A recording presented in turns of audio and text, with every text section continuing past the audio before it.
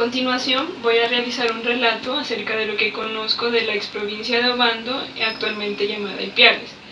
Pese a que se creía que se venía de los quillacingas, investigadores y acuciosos de estos tópicos aclaran que se procede de los Pastos, en tierras que formaban parte de la cuenca de los ríos Mayo, Juanambú y Guaitara.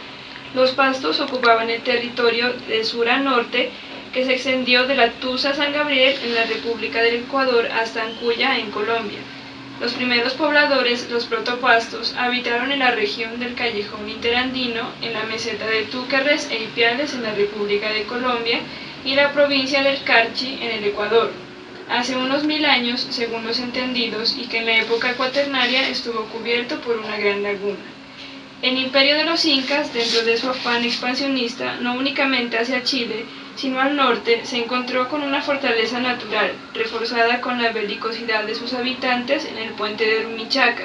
hacia 1480, razón por la cual a los pastos del norte ecuatoriano los denominaron, pero nunca pudieron con los aborígenes de la comarca. Ipiales subsistía desde tiempos incognoscibles como población indígena en el alto de zona de Puenes y en el alto de los Cruces, denominada Piales y luego Ipiales, agrupación de bohíos y de veraque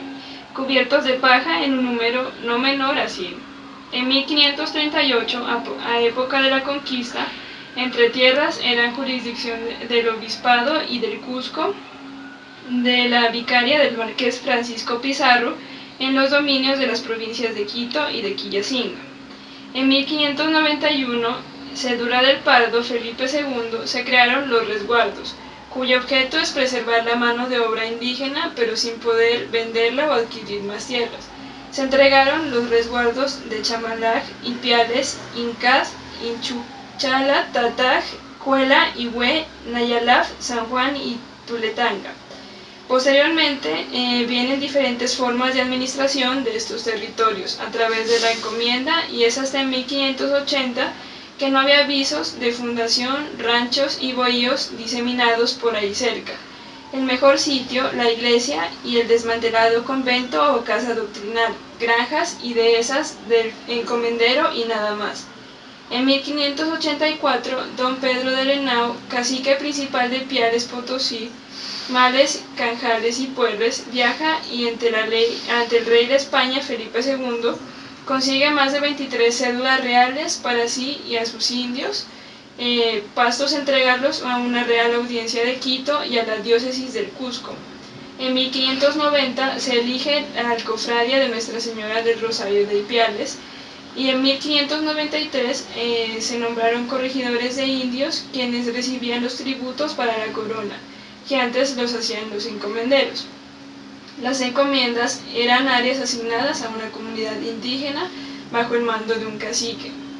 En 1615, don Juan Caro, administrador del repartimiento de indígenas de Ipiales, informa al cabildo de Pasto al reclamar su sueldo que deja levantadas 12 casas que formaban el pueblo de Ipiales y en ellas 23 moradores a quienes distribuyó tierras de plan de sembrar para mandato de la audiencia de Quito y una ermita.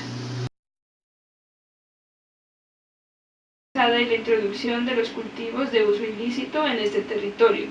que no lo ha afectado en la integridad y los derechos de población indígena obligándola a emigrar o a desplazarse, sino que además han favorecido la llegada de los colonos y personas extrañas a la comunidad, con patrones culturales y pensamientos diferentes que debilitan la identidad, la autonomía y la unidad de los pueblos indígenas. La extensión de la exprovincia de Obando equivale al 14.7% del área departamental, al sur de Nariño. La subdelegación está conformada por los municipios de Ipiales, Aldana, Huachucal, Cumbal, Cuaspud, Pupiales, Puerres, Córdoba, Potosí, El Contadero, Iles, Hualmatán y Funes. Históricamente la población indígena de Nariño se ha visto reducida y algunos pueblos desaparecieron totalmente por distintos factores derivados del régimen colonial y republicano, en los que se destaca la eliminación de la población que mostró resistencia a la invasión española, las duras condiciones de explotación de la fuerza de trabajo indígena a través de las encomiendas y el mistigia social, generado por la desigualdad, discriminación e injusticia que eran sometidos con el despojo de las tierras, Dichos procesos, al negar la cultura, son usos y costumbres de los pueblos indígenas, ocasionaron cambios significativos en sus pensamientos que los llevaron a optar por las formas culturales de la sociedad no indígena. Especialmente renunciaron a la propiedad social comunal de la tierra y aceptaron las formas de propiedad individual privada que los llevó a entrar en una economía de mercado en condiciones de marginalidad. De acuerdo con los registros estadísticos, los indígenas habitan en territorios titulados u ocupados. Desde la perspectiva de los habitantes es clara la conciencia sobre su pertenencia al territorio que habita como legado de sus antepasados que desde su origen ha correspondido al pueblo de los Pastos. Por otra parte, la reducción de la población indígena y las problemáticas que afectan su diversidad étnica y cultural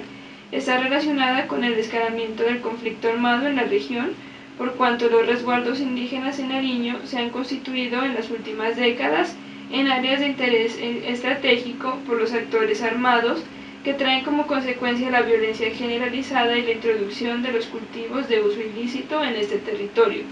que no lo ha afectado en la integridad y los derechos de población indígena obligándola a emigrar o a desplazarse, sino que además han favorecido la llegada de los colonos y personas extrañas a la comunidad,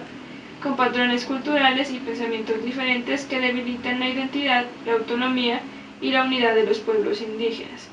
Esto es todo lo que yo conozco acerca del tema.